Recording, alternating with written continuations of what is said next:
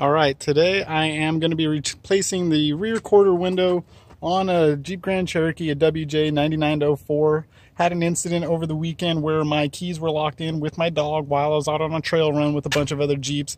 Being the Arizona desert, we didn't have a lot of time to think or call anybody out. We just had to work with what we had. So what I decided to do was go ahead and just break this window. Thought I was going to regret it. Turns out it's not so bad.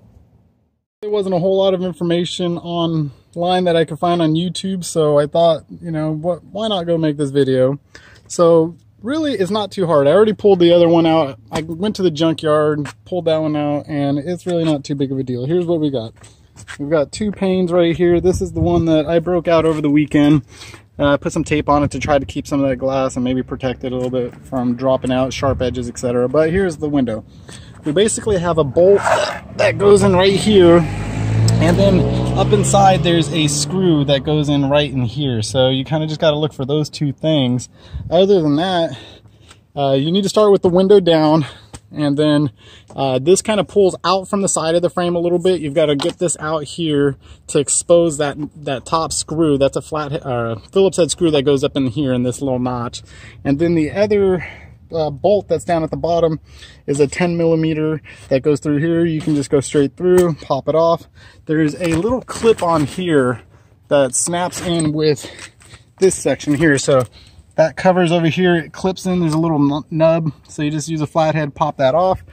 Once you have those kind of out, you can just kind of pull up, and mine went out. I just shimmied it up like this, and I'm gonna go ahead and start working on the other one. I'll put it back in and do another video. Just getting this window put back in. I've kind of got it dropped in a little bit. I figured might be able to do this part the rest one-handed. So I've got the window going into place here, and now I will be able to slide this up.